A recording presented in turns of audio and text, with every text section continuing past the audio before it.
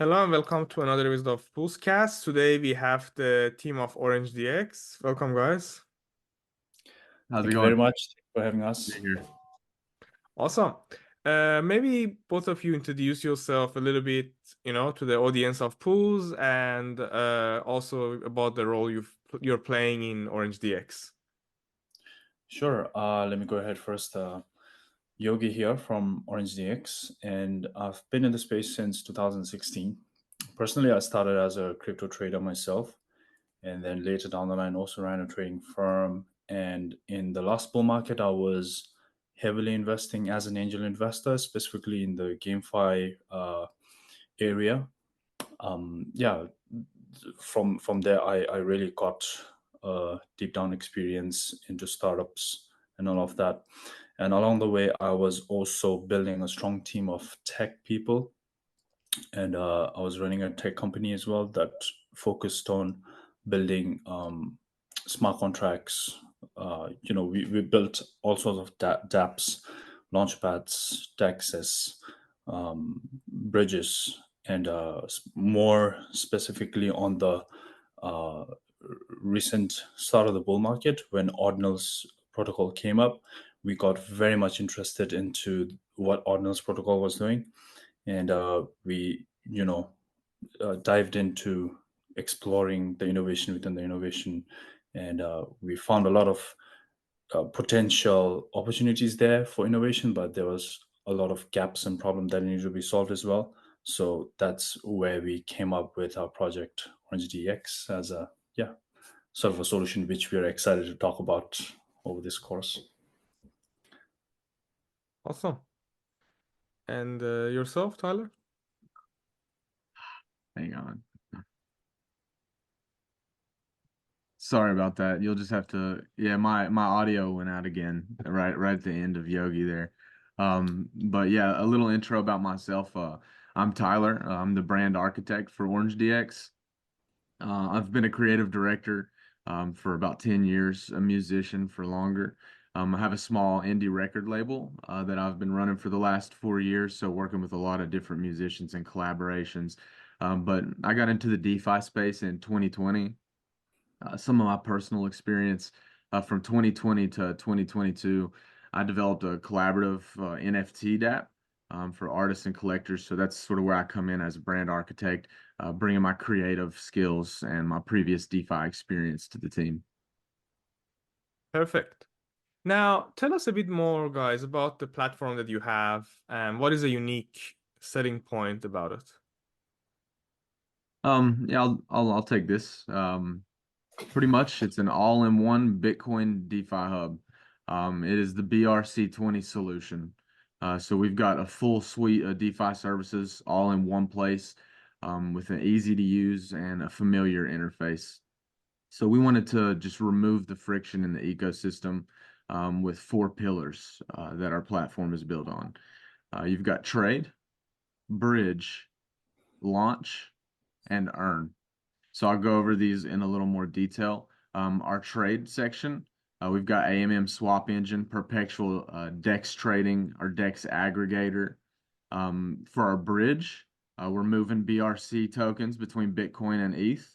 And in the future, phase 2, we're going to expand to non-EVM as well. Our launchpad, accessibility is the key here. So really easy and simple to use. We wanted to remove that friction for projects to be able to get liquidity and elevate BRC20 projects. So there's no tier system, there's no staking requirements. And we host IDOs, ILOs, and INOs. So ILOs, initial liquidity offerings, IDOs, DEX offerings, INOs, NFT offerings, lots of stuff you can do there. Earn, you've got yield farming, contributing to liquidity pools, lending and borrowing fees, staking, restaking, yield aggregator too. Got it. Got it. So with your product, what would you think is the key differentiator from competitors in the Web3 space? I will say that we are sort of the all-in-one solution, and with our, we're early mover. We've got a very fast building tech team, so that definitely sets us apart to get something done. So that all-in-one solution really sets us apart. This is the beginning of a new era for Bitcoin. It's right on time with mainstream adoption, with Bitcoin ETFs. BRC20 is expanding upon that typical store value functionality of Bitcoin, so it's allowing us to develop a tried and true platform model in a very ripe and untapped market. You can expand on that a little if you'd like, Yogi. Yeah, just to add a little bit on what Tyler is saying, what really differentiates us is that, all-in-one platform, meaning if you look at other BRC20 projects, they come as a bridge, they come as a launchpad, or they come as a DEX or some sort of tooling, right? But if you look at OrangeDX, we have all of them within a single platform. So that really differentiates us, so that the users, for example, when they bridge over from the BRC20 to the EVM site, they're welcomed by a DEX they can trade on. They're welcome to join on a launch hub where they can find the top tier BRC20 projects with IDOs, and if they want to get some yield out of their assets, they could participate in an earn section and all sorts of things like that. So it's the basically go-to platform when we go live, when it comes to the BRC ecosystem. Got it. Now, could you talk to us about the team itself that you have a bit more, some partner projects that you've got, and some of the backers? Absolutely. We are a team of around 10 people in the tech alone. So we have Arthur and Shashi, who are leading the backend and the front end and smart contract development.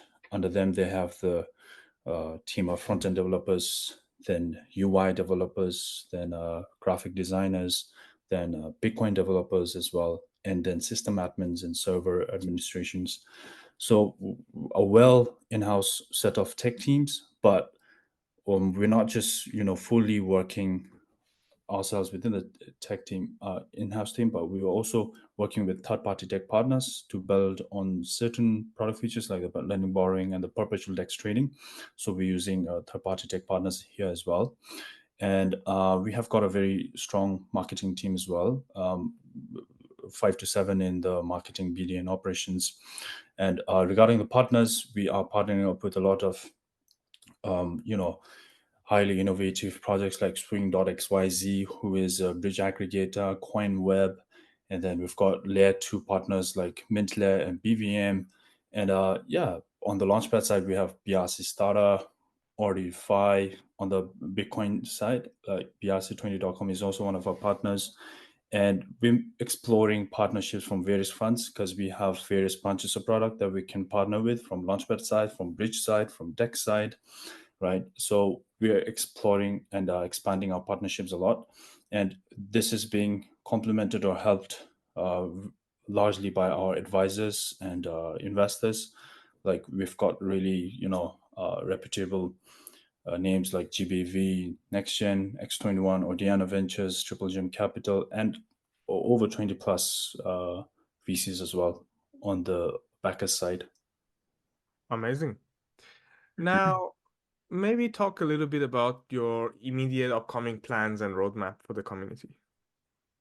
So, to talk about the roadmap, we are in a very exciting time right now. We call it the launch week for this week because we are doing IDOs at the moment. Pools is also going to be doing the IDO, right? We just finished the IDO.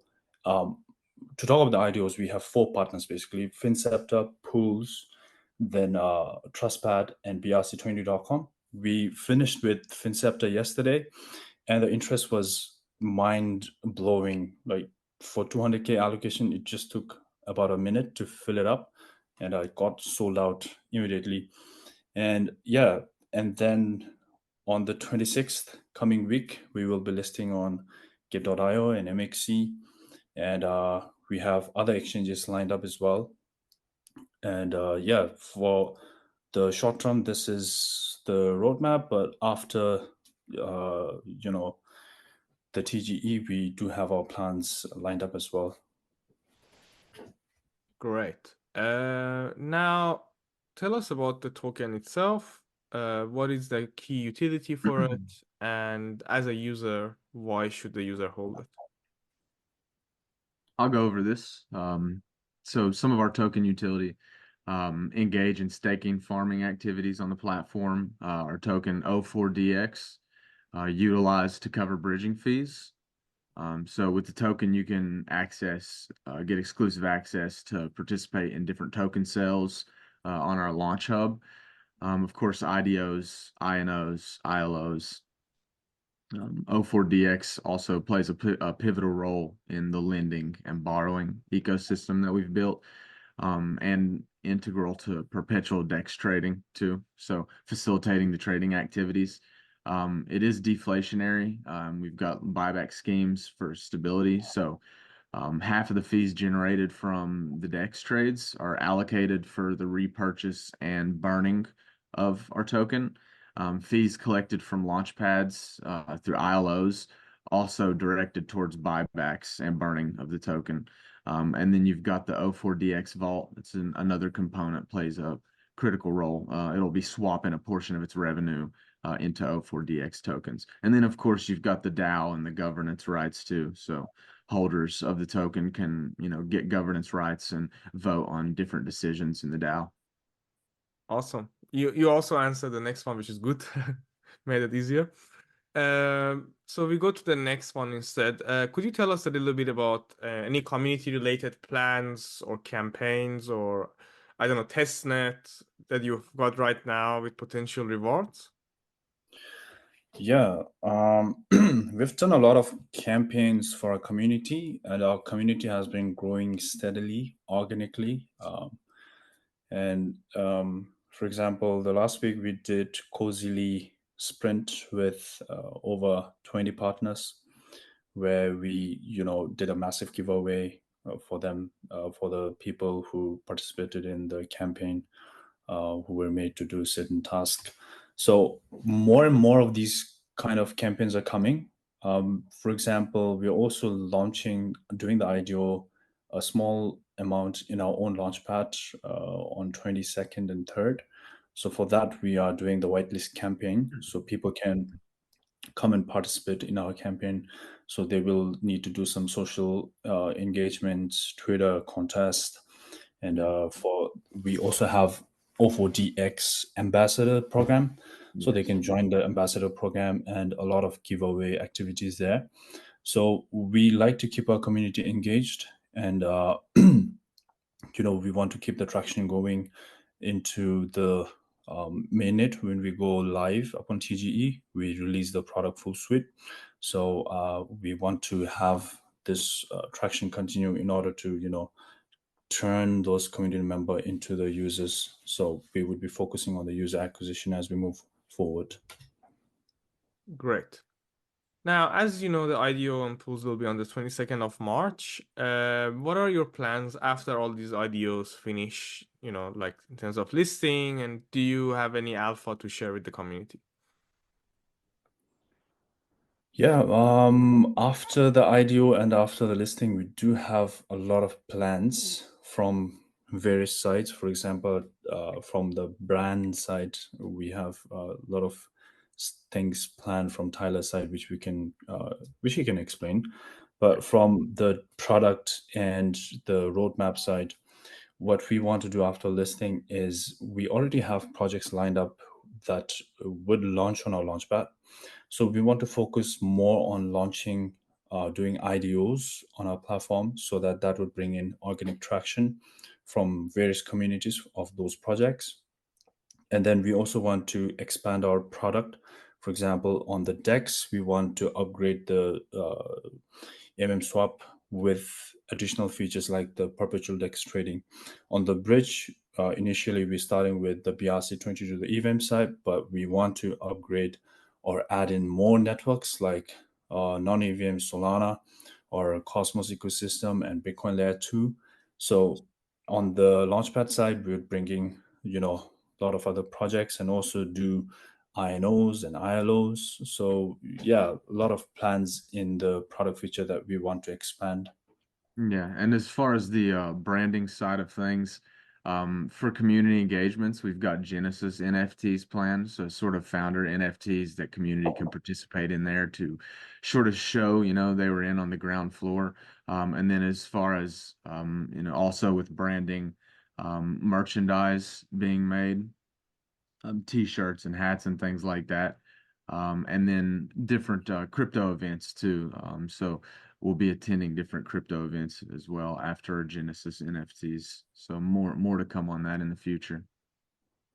And to talk about some alpha, well, we're excited to share, but since it's not fully confirmed, I mean, haven't been signed yet, but I can just give you a, uh, tip on what is cooking inside, behind the curtains. We are onboarding a lot of top tier KOLs, which, everybody knows. So we will hopefully be able to announce those big names in the coming week. Amazing. So this wraps up the Q&A section. First of all, thank you for your comprehensive answers. Now I would like to give you a couple of minutes if you want to share anything with the community of Pools, if something was missing, during the Q&A, over to you for that. I'd like to say a few words about the ecosystem as a whole. BRC20 currently is in a very infancy stage, and it's like the early days of ERC20 or the DeFi summer, where a lot of the things were speculative and people were not sure whether they want to get in. But I would suggest people to educate themselves first, learn the basics about the Bitcoin, how it works, and if you appreciate the tech, then you would understand the reason why this is massive. Why this BRC20 narrative is massive and has a huge potential in the coming months and years, because it has the potential to unlock the biggest liquidity of the crypto world, right? And innovation is taking place in the mother chain, or you could say the gold standard chain of the blockchain. So yeah, people should definitely watch out. And we are one of the projects on this ecosystem who is trying to be an all-in-one platform and offer all the solutions that they are seeking. So keep an eye on our announcement channels, follow us on our socials, and yeah, watch out for the date 26th of March, 2 p.m. UTC. Exciting times. So thank you for that. First of all, on behalf of Pulse community, wishing you the best of luck for your ID on the 22nd, and secondly, for your listing on the 26th. Thank you. Thank you very much.